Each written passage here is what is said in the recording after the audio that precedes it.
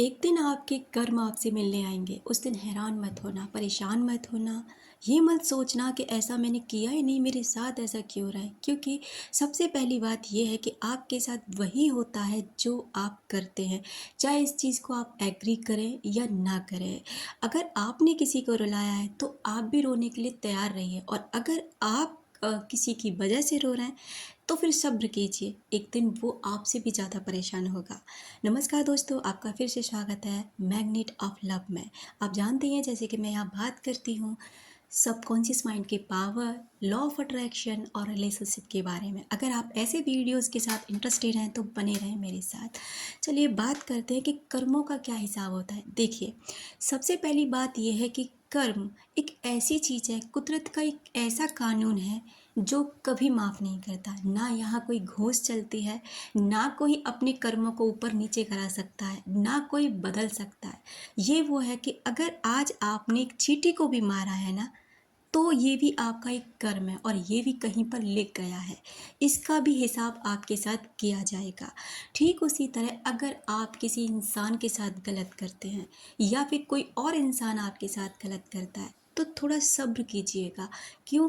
अगर आज वो हंस रहा है ना, आपको तकलीफ़ होती होगी उस इंसान को हंसते हुए देखकर, एंजॉय करते हुए देखकर, लेकिन सब्र करना और माफ़ कर देना। माफ़ करोगे तो उस इंसान के लिए फ़ायदा नहीं है, आपके लिए फ़ायदा है। क्योंकि जब आप माफ़ कर देते हैं ना तो आपको सुकून मिलने लग जाता है कि मैंने तुझे माफ़ कर दिया, और आप अपनी लाइफ में आगे बढ़ते हैं। कुछ समय बाद ना आप देखेंगे कि उस इंसान के साथ क्या होने वाला है। अभी वो इसलिए एंजॉय कर पा रहा है, इसलिए ये सब कर पा रहा है क्योंकि उसका पहला जो अच्छा कर्म है ना वो चल रहा है। जैसे मान लीजिए किसी ने अपनी बैंक में पैसे जमा कर रखे हैं, अभी वो कुछ काम नहीं करता, ठीक है। पहले उसने बहुत काम किया और काम करके उसने बहुत सारा पैसा जमा कर लिया। अब वो कोई काम नहीं करता, और यहीं आप, पहले आपने कोई काम नहीं किया, आपका बैंक अकाउंट बिल्कुल खाली है, लेकिन अब आप कुछ दिनों से बहुत मेहनत कर रहे हैं और अब आप कह रहे कि मैं इतने समय से मेहनत कर रहा हूँ लेकिन मुझे कोई परिणाम नहीं मिल रहा। मिलेगा ना, थोड़ा सब्र तो कीजिए। और ऐसे उस इंसान का जमा है, अब वो वह काम नहीं कर रहा है, लेकिन जो उसने जमा कर रखा है ना उसमें से बैठ कर खा रहा है। लेकिन वो ये भूल गया है कि वो जमा किए हुए में से खा रहा है तो एक दिन वो खाली होगा, और जिस दिन खाली होगा उसे उसकी सज़ा भुगतनी पड़ेगी, यानी कि उसके खाली रहना पड़ेगा। और जब आप आज यहाँ मेहनत कर रहे हैं तो जो आपका पहला खाली है ना उसे भर रहे हैं, और जिस दिन वो भर जाएगा आपके भी एंजॉय के दिन शुरू हो जाएंगे। कर्म हमेशा किसी से मत डरिए, ना किसी इंसान से डरिए, ना भगवान से डरिए, ना शैतान से डरिए। अगर डरना है ना तो एक चीज़ से ज़रूर डरना, कर्मों से। मैं यहाँ आपको किसी के लिए ये नहीं बोल रही हूँ कि आप भगवान से डरना छोड़ दें या फिर इंसानों की रिस्पेक्ट करना छोड़ दें, नहीं, मेरा इंटेंशन वो नहीं है। आप, मतलब मैं ये कह रही हूँ कि लोग कहते हैं ना हम नहीं डरते किसी से, हम नहीं मानते किसी से। किसी से डरना न डरना वो आपकी पर्सनल चॉइस है, लेकिन कर्मों से डरना वो आपकी पर्सनल चॉइस नहीं है। क्योंकि कर्म आपको हिट करते हैं, कर्म आपके पास वापस लौटते हैं।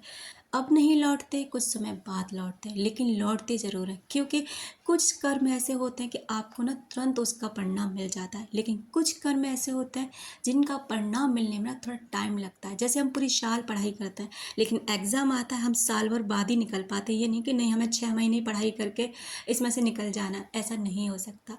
इसीलिए कुछ कर्म ऐसे होते हैं जिनका आपको परिणाम मिलने में टाइम लगता है। इसलिए अगर आपके साथ कोई गलत करके खुश हो रहा है ना तो आपको परेशान होने की बिल्कुल ज़रूरत नहीं है। आप ही कुछ समय बाद ना इस समय के लिए खुश हो जाएंगे कि मेरी ज़िंदगी में ऐसा समय आया था और मैं इस समय से गुजरा था और मैं और भी स्ट्रांग हो गया हूँ। और वो इंसान जो आपको रुला कर खुश हो रहा है ना, एक दिन वो रोएगा, आप उसको तड़पता हुआ खुद अपनी आंखों से देख, बात की गारंटी है।